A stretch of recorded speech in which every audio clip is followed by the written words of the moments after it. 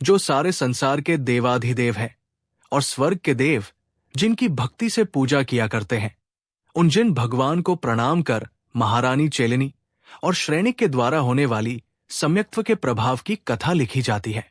उपश्रेणिक मगध के राजा थे। राजगृह मगध की तब खास राजधानी थी। उपश्रेणिक की रानी का नाम सुप्रभा था। श्रेणिक इसी के पुत्र थे।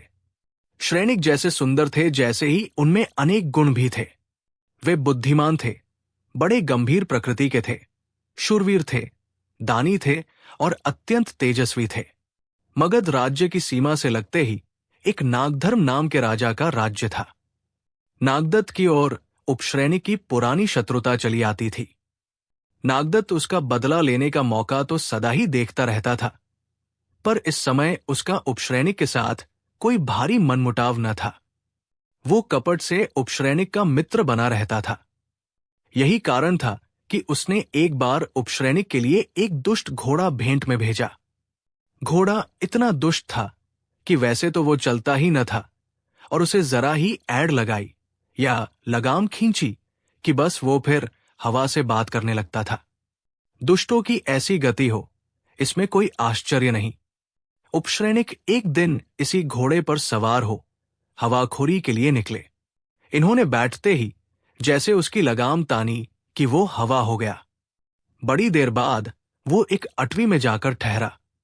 उस अटवी का मालिक एक यमदंड नाम का भील था, जो दिखने में सचमुच ही यम सा भयानक था। इसके तिलकावती नाम की एक लड़की थी। तिलकावती बड़ी सुंदरी थी। उसे देख ये कहना अनुचित न होगा कि कोयले की खान में हीरा निकला। कहा काला भूसंड यमदंड और कहा स्वर्ग की अप्सराओं को लजाने वाली इसकी लड़की चंद्रवती तिलकावती। अस्तु, इस भुवन सुंदर रूपराशि को देखकर उपश्रेणिक उस पर मोहित हो गए। उन्होंने तिलकावती के लिए यमदंड से मंगनी की। उत्तर में यमदंड ने कहा, राजराजेश्वर, इसमें कोई संदेह नहीं कि मैं बड़ा भाग्यवान हूं, जबकि एक पृथ्वी के सम्राट मेरे जमाई बनते हैं, और इसके लिए मुझे बेहद खुशी है। मैं अपनी पुत्री का आपके साथ ब्याह करूं। इसके पहले आपको एक शर्त करनी होगी, और वह कि आप राज्य तिलकावती से होने वाली संतान को दें। उपश्रेणिक ने यमदंड की इस बात को स्वीकार कर लिया। यमदंड ने भी तब अपनी प्रतिज्ञा के अनुसार उसका ब्याह उपश्रेणिक से कर दिया। उपश्रेणिक फिर तिलकावती को साथ ले राजगृह आ गए। कुछ समय सुखपूर्वक बीतने पर तिलकावती के एक पुत्र हुआ। उसका नाम रखा गया चिलातपुत्र। एक दिन उपश्रेणिक ने विचार कर कि मेरे इन पुत्रों में राजयोग किसका है, एक निमित्त ज्ञानी को बुलाया और उससे पूछा, पंडित जी, अपना निमित्त ज्ञान देखकर बतलाइए कि मेरे इतने पुत्रों में राज्य सुख कौन भोग सकेगा। निमित्त ज्ञानी कहा, महाराज, जो सिंहासन पर बैठा हुआ नगारा बजाता रहे और दूर ही से कुत्तों को खीर खिलाता हुआ आप भी खाता रहे, और आग लगने पर सिंहासन, छत्र, चवर आदि राज्य चिन्हों को निकाल ले भागे, वो राज्य लक्ष्मी का सुख भोग करेगा। इसमें आप किसी तरह का संदेह न समझे। उपश्रेणिक ने एक दिन इस बात की परीक्षा करने के लिए अपने सब पुत्रों को खीर खाने के लिए बैठाया। उनके पास ही सिंहासन और एक नगारा भी रखवा दिया, पर यह किसी को पता न पड़ने दिया कि ऐसा क्यों किया गया। सब कुमार भोजन करने को बैठे और खाना उन्होंने आरंभ किया कि इतने में एक ओर से सैकड़ों कुत्तों का झुंड उन पर आ टूटा। तब वे सब डर के मारे उठकर भागने लगे। श्रेणिक उन कुत्तों से न डरा। वो जल्दी से उठकर खीर की पत्तलों का एक ऊंचे स्थान पर धरने लगा। थोड़ी ही देर में उसने बहुत सी पत्तलें इकट्ठी कर ली। इसके बाद वो स्वयं उस ऊंचे स्थान पर रखे हुए सिंहासन पर बैठकर नगारा बजाने लगा, जिससे कुत्ते उसके पास न आ पावें, और इकट्ठी की हुई पत्तलों में से एक एक पत्तल उठाकर दूर दूर फेंकता गया। इस प्रकार अपनी बुद्धि से व्यवस्था कर उसने बड़ी निर्भयता के साथ भोजन किया। इसी प्रकार आग लगने पर श्रेणिक ने सिंहासन, छत्र, चवर आदि राज्य चिन्हों की रक्षा कर ली। उपश्रेणिक के तब निश्चय हो गया कि इन सब पुत्रों में श्रेणिक हो एक ऐसा भाग्यशाली है जो मेरे राज्य की अच्छी तरह चलाएगा। उपश्रेणिक ने तब उसकी रक्षा के लिए उसे यहां से कहा भेज देना उचित समझा। उन्हें इस बात का खटका था कि मैं राज्य का मालिक तिलकावती के पुत्र को बना चुका हूं, और ऐसी दशा में श्रेणिक यहां रहा तो कोई असंभव नहीं कि इसकी तेजस्विता, इसकी बुद्धिमानी, इसकी कार्यक्षमता हो जाए। इसलिए जब तक ये अच्छा होशियार न हो जाए तब तक इसका कहीं बाहर रहना ही उत्तम है। फिर यदि इसमें बल होगा तो ये स्वयं राज्य को हस्तगत कर सकेगा। इसके लिए उपश्रेणिक ने श्रेणिक के सिर पर यह अपराध मढ़ा कि इसने कुत्तों का झूंठा खाया है, इसलिए अब यह राजघराने में रहने योग्य नहीं रहा। मैं इसे आज्ञा करता हूं कि ये मेरे राज्य से निकल जाए। सच है, राजे लोग बड़े विचार के साथ काम करते हैं। निरपराध श्रेणिक पिता की आज्ञा पा उसी समय राजगृह से निकल गया। फिर एक मिनट लिए भी वो वहां न ठहरा। श्रेणिक यहां से चलकर कोई दोपहर के समय नंद नामक गांव में पहुंचा। यहां के लोगों को श्रेणिक के निकाले जाने का हाल मालूम हो गया था, इसलिए राजद्रोह के भय से उन्होंने श्रेणिक को अपने गांव में न रहने दिया। श्रेणिक ने तब लाचार हो आगे का रास्ता लिया। रास्ते में इसे एक सन्यासियों का आश्रम मिला। इसने कुछ दिनों यही अपना डेरा जमा दिया। मठ में यह रहता और सन्यासियों का उपदेश सुनता। मठ का प्रधान सन्यासी बड़ा विद्वान था। श्रेणिक पर उसका बहुत असर पड़ा। उसने तब वैष्णव धर्म स्वीकार कर लिया। श्रेणिक और कुछ दिनों तक यहां ठहरा। इसके बाद वो यहां से रवाना होकर दक्षिण दिशा की ओर बढ़ा। इस समय दक्षिण की राजधानी कांची थी। कांची के राजा वसुपाल थे। उनकी रानी का नाम वसुमती था। इनके वसुमित्रा नाम की एक सुंदर और गुणवती पुत्री थी। यहां एक सोम शर्मा ब्राह्मण रहता था। सोम शर्मा की स्त्री का नाम सोमश्री था। इसके भी एक पुत्री थी।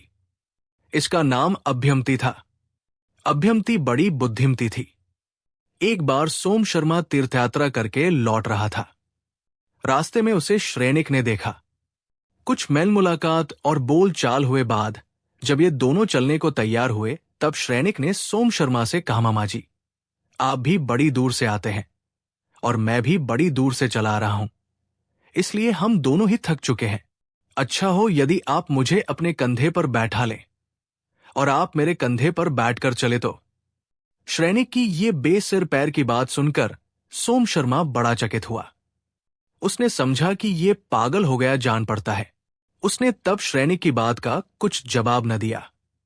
थोड़ी दूर चुपचाप आगे बढ़ने पर श्रेणिक ने दो गांवों को देखा। उसने तब जो छोटा गांव था उसे तो बड़ा बताया और जो बड़ा था उसे छोटा बताया।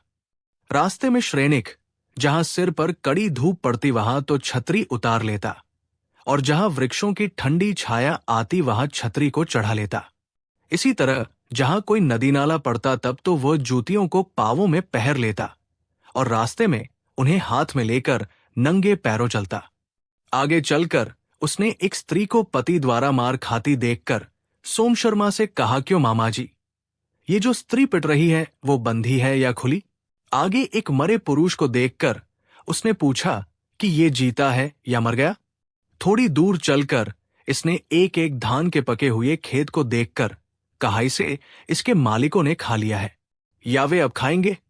इसी तरह सारे रास्ते में एक से एक असंगत और वेमतलब के प्रश्न सुनकर बेचारा सोम शर्मा ऊब गया। राम राम करते वो घर पर आया।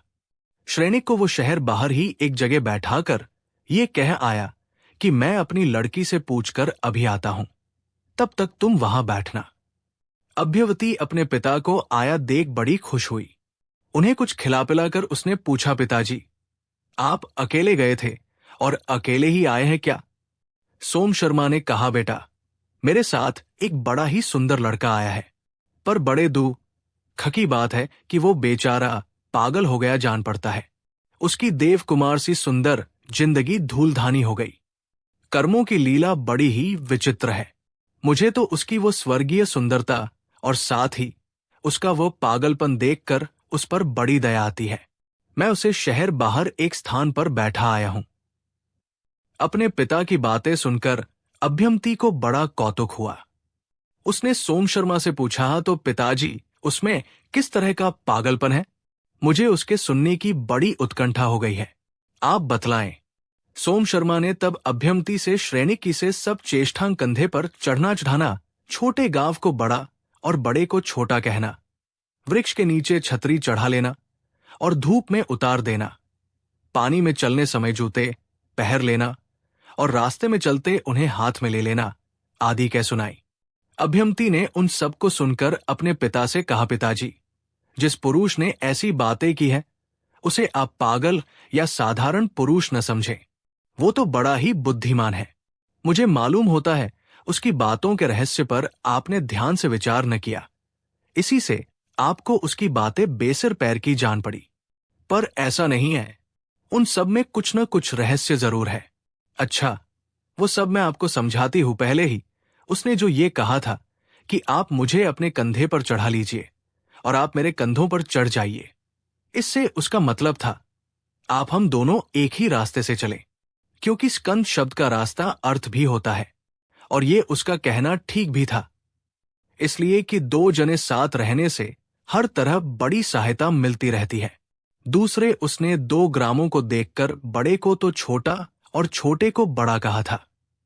इससे उसका अभिप्राय यह है कि छोटे गांव के लोग सज्जन हैं, धर्मात्मा हैं, दयालु हैं, परोपकारी हैं और हर एक की सहायता करने वाले हैं। इसलिए यद्यपि वो गांव छोटा था, पर तब भी उसे बड़ा ही कहना चाहिए, क्योंकि बड़पन गुणों और कर्तव्य पालन से कहलाता है, केवल बाहरी चमक दमक से नहीं। और बड़े गांव को उसने तब छोटा कहा, इससे उसका मतलब स्पष्ट ही है कि उसके रहवासी अच्छे लोग नहीं हैं। उनमें बड़पन के जो गुण होने चाहिए वे नहीं हैं। तीसरे, उसने वृक्ष के नीचे छतरी को चढ़ा लिया था और रास्ते में उसे उतार लिया था। ऐसा करने से उसकी मंशा ये थी, रास्ते में छतरी डॉट को न लगाया जाए तो भी कुछ नुकसान नहीं, और वृक्ष के नीचे न लगाने से उस पर बैठे हुए पक्षियों के बीट वगैरह के करने का डर बना रहता है, इसलिए वहां छतरी का लगाना आवश्यक है। चौथे, उसने पानी में चलते समय तो जूतों को पहर लिया और रास्ते में चलते समय उन्हें हाथ में ले लिया था। इससे वो ये बतलाना चाहता है, पानी में चलते समय ये नहीं देख पड़ता है कि कहाँ क्या पड़ा है। कांटे, कीले और कंकर पत्थरों के लगे जाने का भय रहता है, जल जंतुओं के काटने का भय रहता है। अतएव पानी में उसने जूतों को पहनकर बुद्धिमानी का ही काम किया। रास्ते में अच्छी तरह देखभाल कर चल सकते हैं, इसलिए यदि वहां जूते न पहरे जाए तो उतनी हानि की संभावना नहीं। पांचवें, उसने एक स्त्री को मार खाते देखकर पूछा था कि ये स्त्री बंधी है या खुली। इस प्रश्न से मतलब था उस स्त्री का ब्याह हो गया है या नहीं।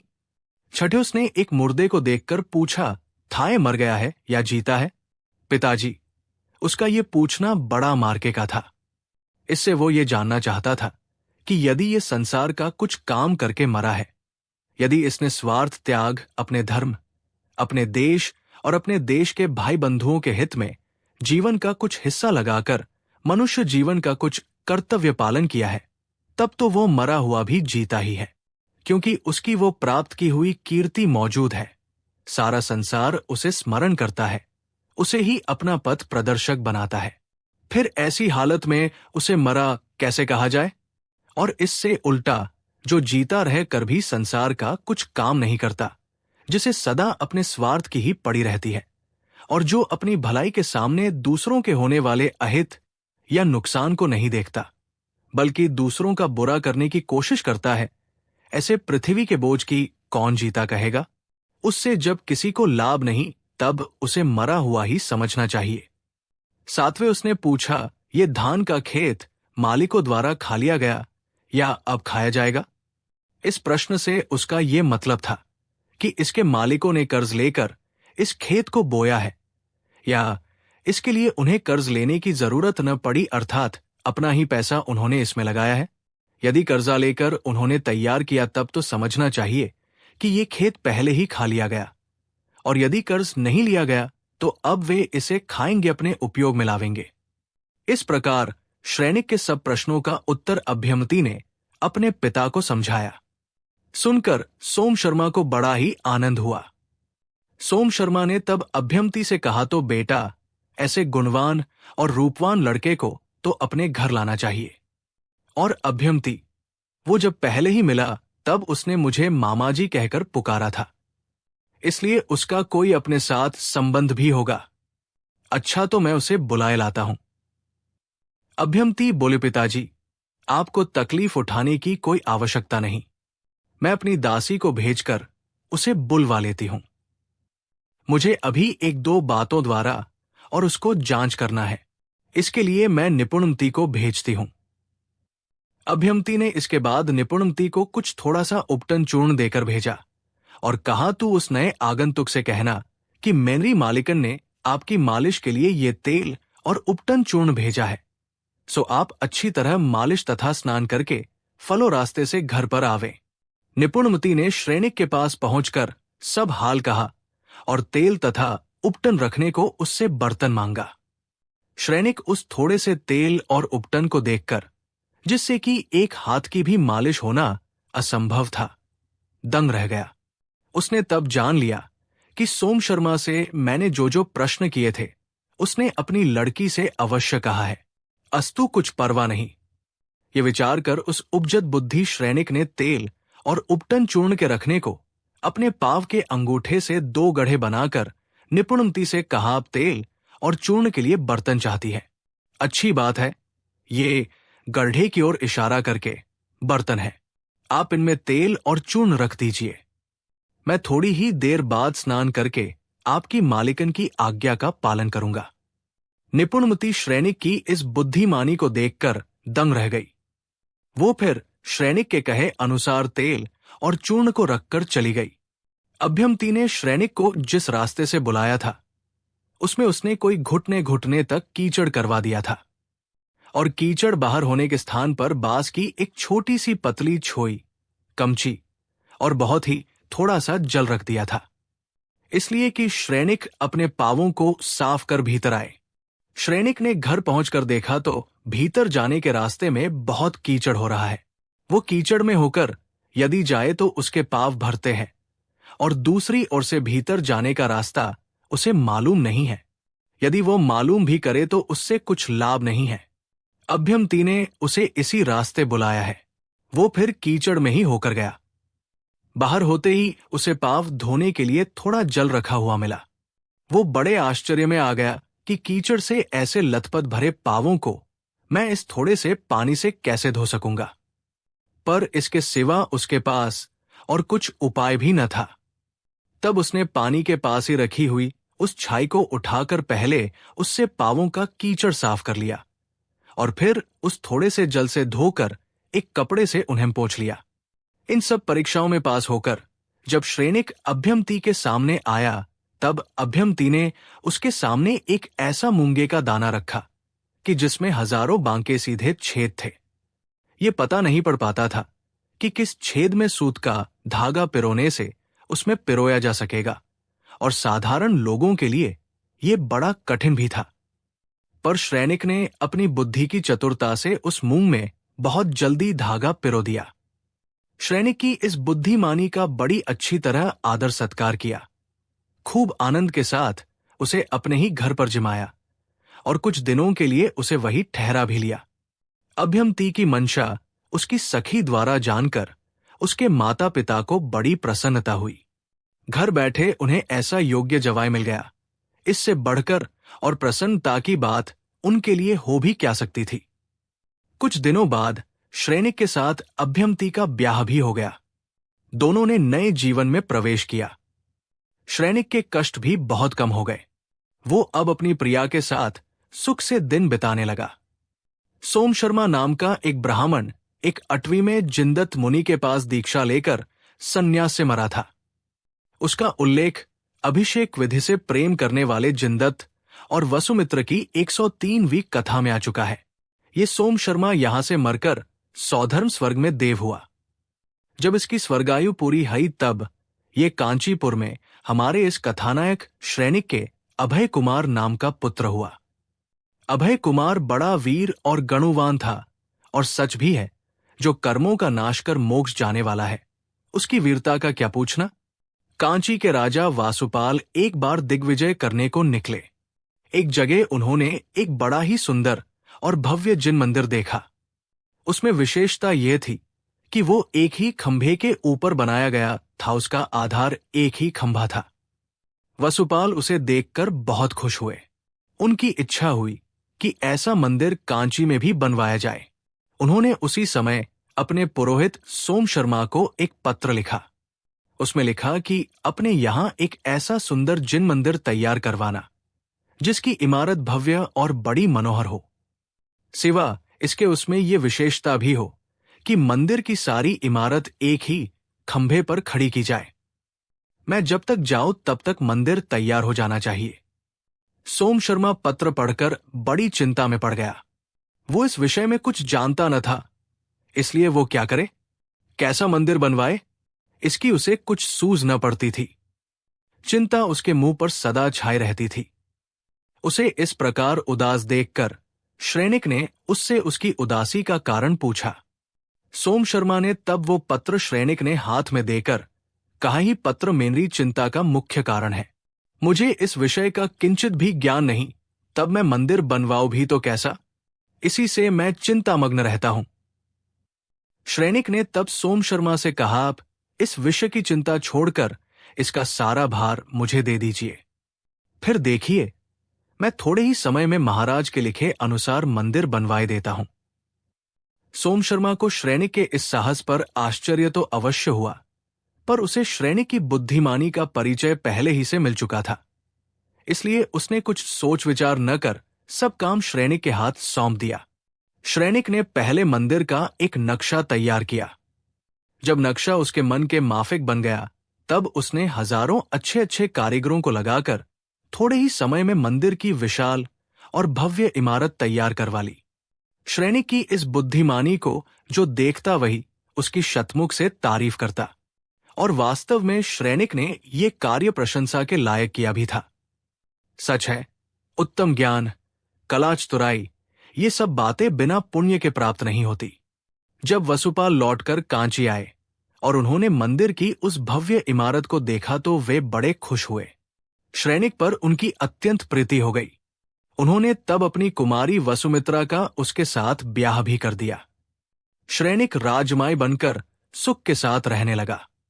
अब राजगृह की कथा लिखी जाती है। उपश्रेणिक ने श्रेणिक को उसकी रक्षा हो इसके लिए देश बाहर कर दिया। इसके बाद कुछ दिनों तक उन्होंने और राज्य किया। फिर कोई कारण मिल जाने से उन्हें संसार विषय भोग आदि से बड़ा वैराग्य हो गया। इसलिए वे अपनी प्रतिज्ञा के अनुसार चिलात पुत्र को सब राज्यभार सौंपकर दीक्षा ले योगी हो गए। राज्य सिंहासन अब चिलात पुत्र ने अलंकृत किया। प्राय ये देख जाता है कि एक छोटी जाति के या विषयों के कीड़े, स्वार्थी, अभिमानी मनुष्य को कोई बड़ा अधिकार या खूब मनमानी दौलत मिल जाती है तो फिर उसका सिर आसमान में चढ़ जाता है।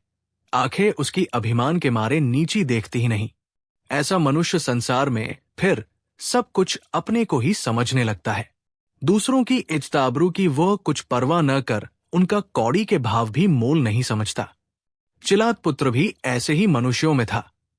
बिना परिश्रम या बिना हाथ पांव हिलाए उसे एक विशाल राज्य मिल गया। और मजा ये कि अच्छे शूरवीर और गुणवान भाइयों के बैठे रहते। तब उसे क्यों न राजलक्ष्मी का अभिमान हो, क्यों न वो गरीब प्रजा को पैरों नीचे कुचलकर इस अभिमान का उपयोग करे। उसकी मां भील की लड़की, जिसका कि काम दिन रात लूट-खसोट करने और लोगों को मारने काटने का रहा, उसके विचार गंदे, उसकी वासनाएं नीचाते नीच। तब वो अपनी जाति, अपने विचार और अपनी वासना के अनुसार यदि काम करें तो इसमें नई बात क्या। कुछ लोग ऐसा कहें कि ये सब होने पर भी अब वो राजा है, प्रजा का प्रतिपालक है, तब उसे तो अच्छा होना ही चाहिए। इसका ये उत्तर है कि ऐसा होना आवश्यक है, और एक ऐसे मनुष्य को जिसका कि अधिकार बहुत बड़ा है, हजारों लाखों अच्छे अच्छे इज्जताबरूदार, धनी गरीब, दीन दुखी जिसकी कृपा की चाह करते हैं, विशेषकर शिष्ट और सबका हितैषी होना चाहिए। हाँ, ये सब बातें उसमें हो सकती है जिसमें दयालुता, परोपकारता, कुलीनता, निर्भीमानता, सरलता, सज्जनता आदि गुण कुल परंपरा से चले आते हों, और जहां इनका मूल में ही कुछ ठिकाना नहीं वहां इन गुणों का होना असंभव नहीं तो साध्य अवश्य है। आप एक कौए को मोर के पंखों से खूब सजाकर सुंदर बना दीजिए, पर रहेगा वो कौआ का कौआ ही। ठीक इसी तरह चिलात पुत्र आज एक विशाल राज्य का मालिक जरूर बन गया, पर उसमें भील जाति का अंश है। वो अपने चिर संस्कार के कारण इसमें पवित्र गुणों की दाल गलने नहीं देता, और यही कारण हुआ कि राज्याधिकार प्राप्त होते ही उसकी प्रवृत्ति अच्छी और न होकर अन्याय की ओर हुई। प्रजा को उसने हर तरह तंग करना शुरू किया। कोई दुर्व्यसन, कोई कुकर्म उससे न छूट पाया। अच्छे अच्छे घराने की कुलशील सतियों की इज्जत ली जाने लगी। लोगों का धनमाल जबरन लूटा खोसा जाने लगा। उसकी कुछ पुकार नहीं, सुनवाई नहीं। जिसे रक्षक जानकर नियत किया वही, जब भक्षक बन बैठा तब उसकी पुकार की भी कहा जाए। प्रजा अपनी आंखों से घोर अन्याय देखती, पर कुछ करने धरने को समर्थ न होकर वो मन मसोस कर रह जाती। जब चिलात बहुत ही अन्याय करने लगा, तब उसकी खबर बड़ी बड़ी दूर तक बात सुन पड़ने लगी। श्रेणिक को भी प्रजा द्वारा ये हाल मालूम हुआ। उसे अपने पिता की निरीह प्रजा पर चिलात का ये अन्याय सहन नहीं हुआ। उसने तब अपने श्वसुर वसुपाल से कुछ सहायता लेकर चिलात पर चढ़ाई कर दी। प्रजा को जब श्रेणिक की चढ़ाई का हाल मालूम हुआ तो उसने बहुत खुशी मनाई और हृदय से उसका स्वागत किया। श्रेणिक ने प्रजा को सहायता से चिलात को सिंहासन से उतार देश बाहर किया और प्रजा की अनुमति से फिर आप ही सिंहासन पर बैठा। सच है, राज्य शासन वही कर सकता है और वही पात्र भी है जो बुद्धिमान हो, समर्थ हो और न्यायप्रिय हो। दुर्बुद्धि, दुराचारी, कायर और अकर्मण्य पुरुष उसके योग्य नहीं। इधर कई दिनों से अपने पिता को न देखकर अभय कुमार ने अपनी माता से एक दिन पूछा, मां, बहुत दिनों से पिताजी देख नहीं पड़ते, सो वे कहा है।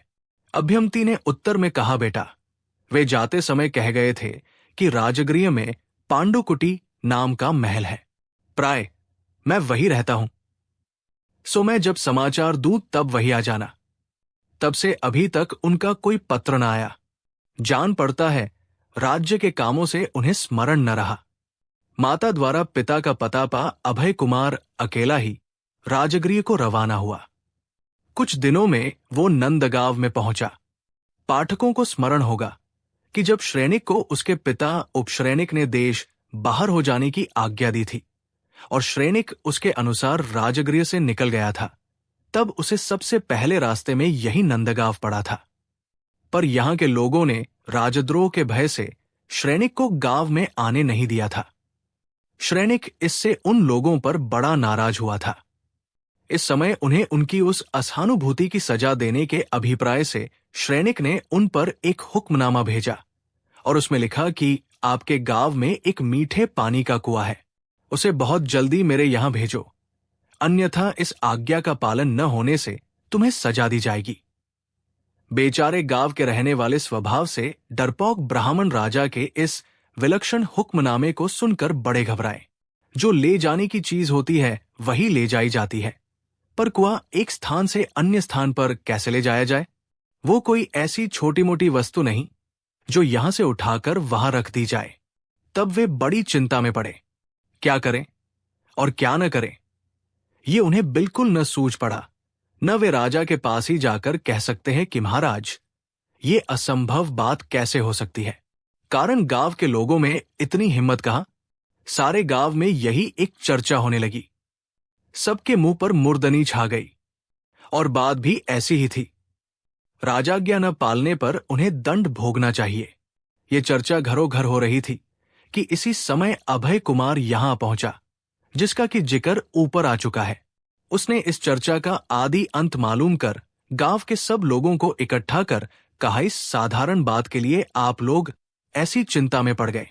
घबराने की कोई बात नहीं। मैं जैसा कहूं वैसा कीजिए, आपका राजा उससे खुश होगा। तब उन लोगों ने अभय कुमार की सलाह से श्रेणिक की सेवा में एक पत्र लिखा।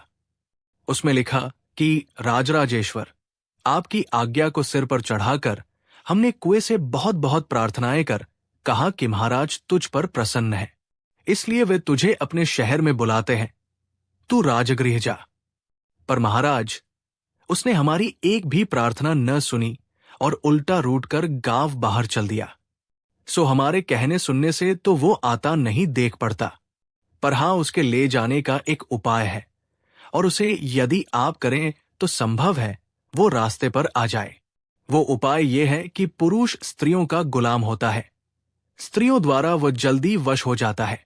इसलिए आप अपने शहर की उदुम्बर नाम की कुई को इसे लेने को भेजे तो अच्छा हो। बहुत विश्वास है कि उसे देखते ही हमारा कुआ उसके पीछे पीछे हो जाएगा। श्रेणिक पत्र पढ़कर चुप रह गए। उनसे उसका कुछ उत्तर न बन पड़ा। सच है, जब जैसे को तैसा मिलता है तब अकल ठिकाने पर आती है, और धूतों को सहज में काबू में ले लेना कोई हंसी खेल थोड़े ही है। कुछ दिनों बाद श्रेणिक ने उनके पास एक हाथी भेजा और लिखा कि इसका ठीक ठीक तोल कर जल्दी खबर दो कि ये वजन में कितना है। अभय कुमार उन्हें बुद्धि सुझाने वाला था ही, सो उसके कहे अनुसार उन लोगों ने नाव में एक ओर तो हाथी को चढ़ा दिया और दूसरी ओर खूब पत्थर रखना शुरू किया। जब देखा कि दोनों ओर का वजन समतोल हो गया, तब उन्होंने उन सब पत्थरों को अलग तोलकर श्रेणिक को लिख भेजा कि हाथी का तोल इतना है। श्रेणिक को अब भी चुप रह जाना पड़ा। तीसरी बार तब श्रेणिक ने लिख भेजा कि आपका कुआं गांव के पूर्व में है, उसे पश्चिम की ओर कर देना। मैं बहुत जल्दी उसे देखने को आऊंगा। इसके लिए अभय कुमार ने उन्हें युक्ति सुझाकर गांव को ही पूर्व की ओर बसा दिया। इससे कुआं सुतरा पश्चिम में हो गया। चौथी बार श्रेणिक ने एक मेंढा भेजा कि ये मेंढा न दुर्बल हो, न बढ़ जाए, और न इसके खाने पिलाने में किसी तरह की असावधानी की जाए। मतलब ये कि जिस स्थिति में ये अब है इसी स्थिति में बना रहे। मैं कुछ दिनों बाद इसे वापस मंगा लूंगा। इसके लिए अभय कुमार ने उन्हें ये युक्ति बताई कि मेंढे को खूब खिला पिलाकर घंटा 2 घंटा के लिए उसे सीने के सामने बांध दिया करिए। ऐसा करने से न ये बढ़ेगा और न घटेगा ही। वैसा ही किया गया। मेंढा जैसा था वैसा ही रहा। श्रेणिक को इस युक्ति में भी सफलता प्राप्त न हुई। 5वीं बार श्रेणिक ने उनसे घड़े में रखा एक कोला, कद्दू मंगाया। इसके लिए अभय कुमार ने बेल पर लगे हुए एक छोटे कोले को घड़े में रखकर बढ़ाना शुरू किया, और जब उससे घड़ा भर गया तब उस घड़े को श्रेणिक के पास पहुंचा दिया। 6ठी बार श्रेणिक ने उन्हें लिख भेजा कि मुझे बालूरेत की रस्सी की दरकार है, सो तुम जल्दी बनाकर भेजो। अभय कुमार ने इसके उत्तर में ये लिख भेजा कि महाराज, जैसी रस्सी आप तैयार करवाना चाहते हैं कृपा कर उसका नमूना भिजवा दीजिए। हम वैसी ही रस्सी फिर तैयार कर सेवा में भेज देंगे। इत्यादि कई बातें श्रेणिक ने उनसे करवाई। सबका उत्तर उन्हें बराबर मिला। उत्तर ही न मिला, किंतु श्रेणिक को हतप्रभ भी होना पड़ा, इसलिए कि वे उन ब्राह्मणों को इस बात की सजा देना चाहते थे कि उन्होंने मेरे साथ सहानुभूति क्यों न बतलाई, पर वे सजा दे नहीं पाए। श्रेणिक को जब यह मालूम हुआ कि कोई एक विदेशी नंद गांव में है, वही गांव के लोगों को ये सब बातें सुझाया करता है, उन्हें उस विदेशी की बुद्धि देखकर बड़ा आश्चर्य हुआ और संतोष भी हुआ। श्रेणिक की उत्कंठा तब उसके देखने के लिए बढ़ी। उन्होंने एक पत्र लिखा। उसमें लिखा कि आपके यहां जो एक विदेशी आकर रहा है उसे मेरे पास भेजिए, पर साथ में उसे इतना और समझा देना कि वो न तो रात में आए और न दिन में, न सीधे रास्ते से आए और न टेढ़े मेंढे रास्ते से। अभय कुमार को पहले तो कुछ जरा विचार में पड़ना पड़ा, पर फिर उसे इसके लिए भी युक्ति सूझ गई और अच्छी सूझी। वो शाम के वक्त गाड़ी के एक कोने में बैठकर श्रेणिक के दरबार में पहुंचा। वहां वो देखता है तो सिंहासन पर एक साधारण पुरुष बैठा है, उस पर श्रेणिक नहीं है। वो बड़ा आश्चर्य में पड़ गया। उसे ज्ञात हो गया कि यहां भी कुछ न कुछ चाल खेली गई है। बात यह थी कि श्रेणिक अंगरक्षक पुरुषों के साथ बैठ गए थे। उनकी इच्छा थी कि अभय कुमार मुझे न पहचान कर लज्जित हो। इसके बाद ही अभय कुमार ने एक बार अपनी दृष्टि राजसभा पर डाली। उसे कुछ गहरी निगाह से देखने पर जान पड़ा कि राजसभा में बैठे हुए लोगों की नजर बार बार एक पुरुष पर पड़ रही है, और वो लोगों की अपेक्षा सुंदर और तेजस्वी है। पर आश्चर्य ये कि वह राजा के अंगरक्षक लोगों में बैठा है। अभय कुमार को उसी पर कुछ संदेह गया। तब उसके कुछ चिन्हों को देखकर उसे दृढ़ विश्वास हो गया कि यही मेरे पूज्य पिता श्रेणिक है। तब उसने जाकर उनके पांवों में अपना सिर रख लिया। श्रेणिक ने उठाकर झट उसे छाती से लगा लिया। वर्षों बाद पिता पुत्र का मिलाप हुआ। दोनों को ही बड़ा आनंद हुआ। इसके बाद श्रेणिक ने पुत्र प्रवेश के उपलक्ष्य में प्रजा को उत्सव मनाने की आज्ञा की। खूब आनंद उत्सव मनाया गया। दुखी अनाथों को दान किया गया। पूजा प्रभावना की गई। सच है, कुलदीपक पुत्र के लिए कौन खुशी नहीं मनाता। इसके बाद ही श्रेणिक ने अपने कुछ आदमियों को भेजकर कांची से अभ्यमती और वसुमित्रा इन दोनों प्रियाओं को भी बुलवा लिया। इस प्रकार प्रिया पुत्र सहित श्रेणिक सुख से राज्य करने लगे। अब इसके आगे की कथा लिखी जाती है। सिंधु देश की विशाला नगरी के राजा चेटक थे। वे बड़े बुद्धिमान, धर्मात्मा और सम्यक दृष्टि थे, जिन भगवान पर उनकी बड़ी भक्ति थी। उनकी रानी का नाम सुभद्रा था। सुभद्रा बड़ी पतिव्रता और सुंदरी थी। इसके 7 लड़कियां थीं। इनमें पहली लड़की प्रियकारिणी थी। इसके पुण्य का क्या कहना, जो इसका पुत्र संसार का महान नेता तीर्थंकर हुआ। दूसरी मृगावती, तीसरी सुप्रभा, चौथी प्रभावती, 5वीं चेलिनी, 6ठी ज्येष्ठा और 7वीं चंदना थी। इनमें अंत की चंदना को बड़ा उपसर्ग सहना पड़ा। उस समय इसने बड़ी वीरता से अपने सती धर्म की रक्षा की। चेटक महाराज का अपनी इन पुत्रियों पर बड़ा प्रेम था।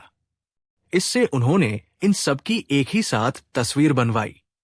चित्रकार बड़ा होशियार था, सो उसने उन सबका बड़ा ही सुंदर चित्र बनाया। चित्रपट को चेटक महाराज बड़ी बारीकी के साथ देख रहे थे। देखते हुए उनकी नजर चेलिनी की जांघ पर जा पड़ी। चेलिनी की जांघ पर जैसा तिल का चिन्ह था, चित्रकार ने चित्र में भी वैसा ही तिल का चिन्ह बना दिया था। सो चेटक महाराज ने जो ही उस तिल को देखा, उन्हें चित्रकार पर बड़ा गुस्सा आया। उन्होंने उसी समय उसे बुलाकर पूछा कि तुझे इस तिल का हाल कैसे जान पड़ा। महाराज की क्रोध भरी आंखें देखकर वो बड़ा घबराया। उसने हाथ जोड़कर कहा, राजाधिराज, इस तिल को मैंने कोई 6-7 बार मिटाया, पर मैं जो ही चित्र के पास लिखने को कलम ले जाता, त्यों ही उसमें से रंग की बूंद इसी जगह पड़ जाती। तब मेरे मन में दृढ़ विश्वास हो गया कि ऐसा चिन्ह राजकुमारी चेलिनी के होना ही चाहिए, और यही कारण है कि मैंने फिर उसे न मिटाया। ये सुनकर चेटक महाराज बड़े खुश हुए। उन्होंने फिर चित्रकार को बहुत पारितोषिक दिया। सच है, बड़े पुरुषों का खुश होना निष्फल नहीं जाता। अब से चेटक महाराज भगवान की पूजन करते समय पहले इस चित्रपट को खोलकर भगवान की प्रतिमा के पास ही रख लेते हैं, और फिर बड़ी भक्ति के साथ जिन पूजा करते रहते हैं। जिन पूजा सब सुखों की देने वाली और भव्यजनों के मन को आनंदित करने वाली है। एक बार चेटक महाराज किसी खास कारण वश अपनी सेना को साथ लिए राजगृह आए। वे शहर बाहर बगीचे में ठहरे प्रात काल शौच, मुख मार्जनादि आवश्यक क्रियाओं से निवट उन्होंने स्नान किया और निर्मल वस्त्र पहर भगवान की विधि पूर्वक पूजा की। रोज के माफिक आज भी चेटक महाराज ने अपनी राजकुमारियों के उस चित्रपट को पूजन करते समय अपने पास रख लिया था, और पूजन के अंत में उस पर फूल वगैरह डाल दिए थे। इसी समय श्रेणिक महाराज भगवान के दर्शन करने को आए। उन्होंने इस चित्रपट को देखकर पास खड़े हुए लोगों से पूछा है, किनका चित्रपट है? उन लोगों ने उत्तर दिया, राजेश्वर, ये जो विशाला के चेटक महाराज आए हैं, उनकी लड़कियों का ये चित्रपट है। इनमें 4 लड़कियों का तो ब्याह हो चुका है, और चेलिनी तथा ज्येष्ठा ये 2 लड़कियां ब्याह योग्य है। 7वीं चंदना अभी बिल्कुल बालिका है। ये तीनों ही इस समय विशाला में है। ये सुन श्रेणिक महाराज चेलिनी और ज्येष्ठा पर मोहित हो गए। इन्होंने महल पर आकर अपने मन की बात मंत्रियों से कही। मंत्रियों ने अभय कुमार से कहा, आपके पिताजी ने चेटक महाराज से इनकी 2 सुंदर लड़कियों के लिए मंगनी की थी, पर उन्होंने अपने महाराज की अधिक उम्र देख उन्हें अपनी राजकुमारियों के देने से इनकार कर दिया। अब तुम बतलाओ कि क्या उपाय किया जाए जिससे ये काम पूरा पड़ ही जाए। बुद्धिमान अभय कुमार मंत्रियों के वचन सुनकर बोला, आप इस विषय की चिंता न करें, जबत का कि सब कामों को करने वाला मैं मौजूद हूं। ये कहकर अभय कुमार ने अपने पिता का एक बहुत सुंदर चित्र तैयार किया और उसे लेकर साहूकार के वेश में आप विशाला पहुंचा। किसी उपाय से उसने वो चित्रपट दोनों राजकुमारियों को दिखलाया। वो इतना बढ़िया बना था कि उसे यदि एक बार देवांगनाएं देख पाती तो उनसे भी अपने आपे में न रहा जाता। तब ये दोनों कुमारियां उसे देखकर मुग्ध हो जाए, इसमें आश्चर्य क्या। उन दोनों को श्रेणिक महाराज पर मुग्ध देख अभय कुमार उन्हें सुरंग के रास्ते से राजगृह ले जाने लगा। चेलिनी बड़ी धूर्त थी। उसे स्वयं तो जाना पसंद था, पर वो ज्येष्ठा को ले जाना न चाहती थी। सो जब ये थोड़ी ही दूर आई होंगी कि चेलिनी ने ज्येष्ठा से कहा, बहन, मैं तो अपने सब गहने दागिने महलों में छोड़ आई हूं, तू जाकर उन्हें ले आना, तब तक मैं यही खड़ी हूं। बेचारी भोली भाली ज्येष्ठा इसके झांसे में आकर चली गई। वो आंखों की ओट हुई होगी कि चेलिनी वहां से रवाना होकर अभय कुमार के साथ राजगृह आ गई। फिर बड़े उत्सव के साथ यहां इसका श्रेणिक महाराज के साथ ब्याह हो गया। पुण्य के उदय से श्रेणिक की सब रानियों में चेलिनी के ही भाग्य का सितारा चमका पटरानी यही हुई। ये बात ऊपर लिखी जा चुकी है। श्रेणिक एक सन्यासी के उपदेश से वैष्णव अवधर्मी हो गए थे और तब से वे इसी धर्म को पालते थे। महारानी चेलिनी जैनी थी, जिन धर्म पर जन्म से ही उसकी श्रद्धा थी। इन दो धर्मों को पालने वाले पति पत्नी का अपने अपने धर्म की उच्चता बाबत रोज रोज थोड़ा बहुत वार्तालाप हुआ करता था, पर वो बड़ी शांति से। एक दिन श्रेणिक ने चेलिनी से कहा, प्रिय, उच्च घराने की सुशील स्त्रियों का देव पूछो तो पति है, तब तुम्हें मैं जो कहूं वो करना चाहिए। मेरी इच्छा है कि एक बार तुम इन विष्णु भक्त सच्चे गुरुओं को भोजन दो। सुनकर महारानी चेलिनी ने बड़ी नम्रता के साथ कहा, अच्छा नाथ, दूंगी। इसके कुछ दिनों बाद चेलिनी ने कुछ भगवत साधुओं का निमंत्रण किया और बड़े गौरव के साथ उन्हें अपने यहां बुलाया। आकर वे लोग अपना ढोंग दिखलाने के लिए कपट मायाचारी से ईश्वराराधन करने को बैठे। उस समय चेलिनी ने उनसे पूछा, आप प्रयाग क्या करते हैं? उत्तर में उन्होंने कहा, देवी, हम लोग मलमूत्रादि अपवित्र वस्तुओं से भरे इस शरीर को छोड़कर अपने आत्मा को विष्णु अवस्था में प्राप्त कर स्वानुभव का सुख भोगते हैं।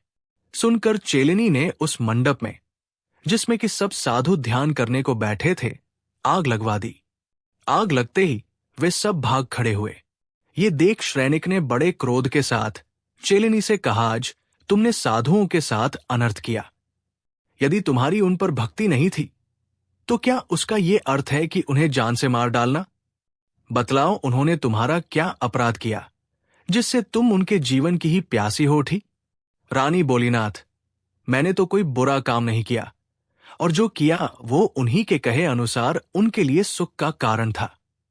मैंने तो केवल परोपकार बुद्धि से ऐसा किया था। जब वे लोग ध्यान करने को बैठे तब मैंने उनसे पूछा कि आप लोग क्या करते हैं? तब उन्होंने मुझे कहा कि हम अपवित्र शरीर को छोड़कर उत्तम सुखमय विष्णुपद को प्राप्त करते हैं। तब मैंने सोचा कि ओहो, ये जब शरीर छोड़कर विष्णुपद प्राप्त करते हैं तब तो बहुत ही अच्छा है, और इससे ये और उत्तम होगा कि यदि ये निरंतर विष्णु ही बने रहें। संसार में बार बार आने जाने का इनके पीछे पचड़ा क्यों?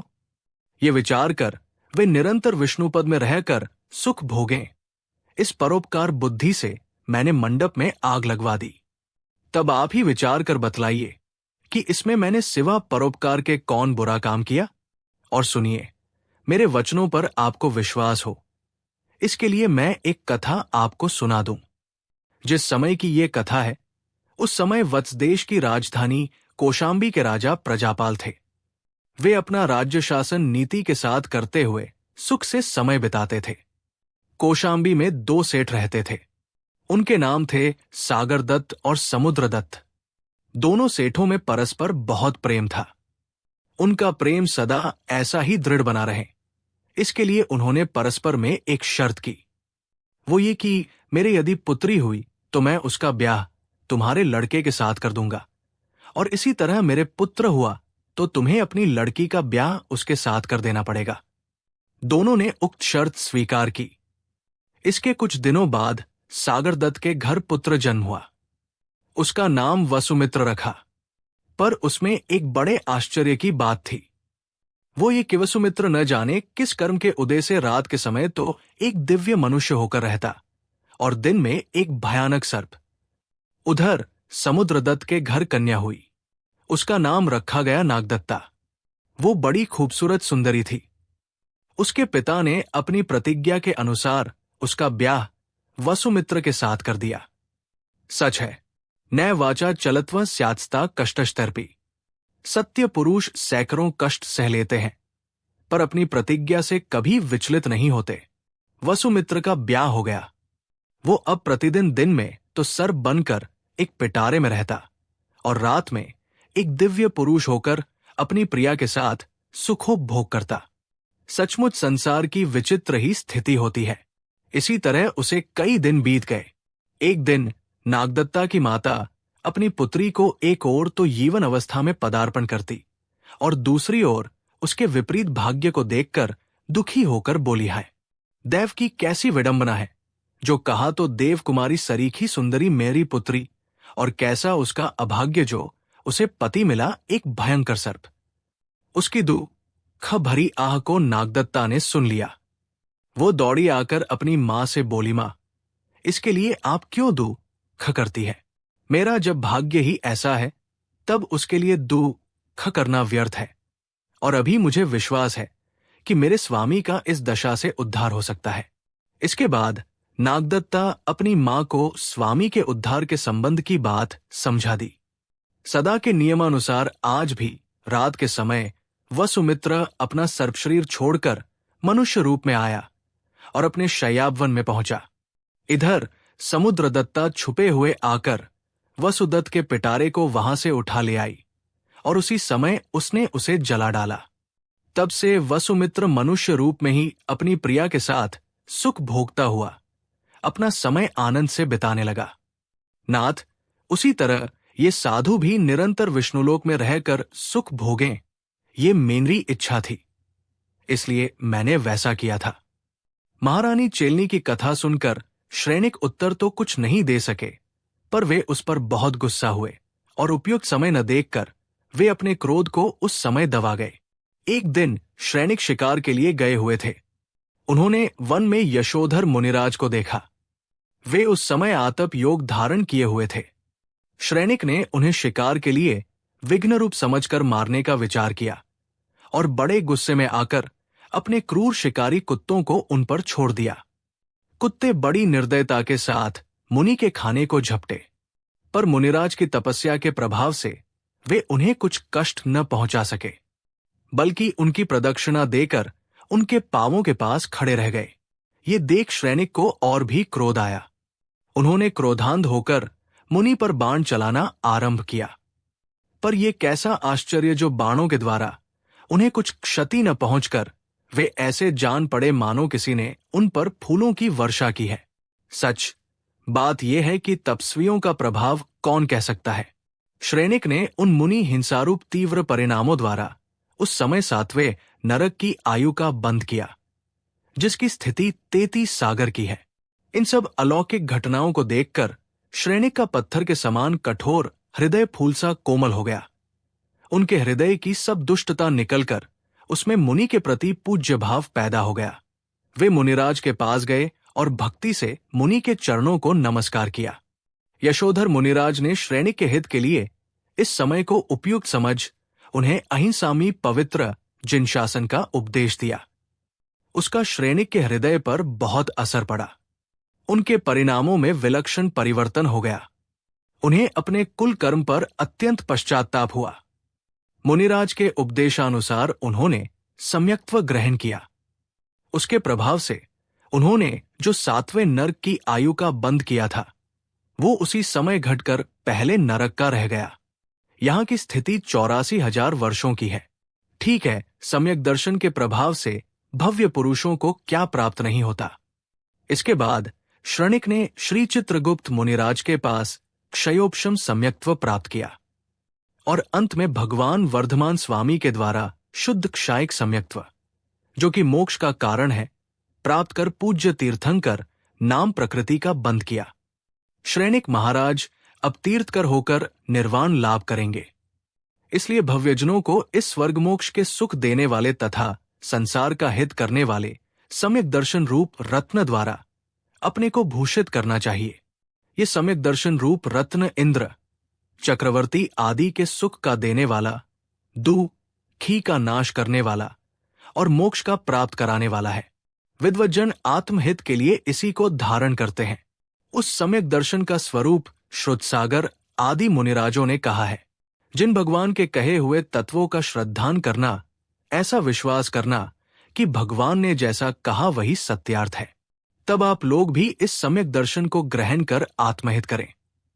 ये मेनरी भावना है। आराधना कथाकोश से 107 वीं सम्यक दर्शन के प्रभाव की कथा पूरी हुई। जिन वाणी माता की जय।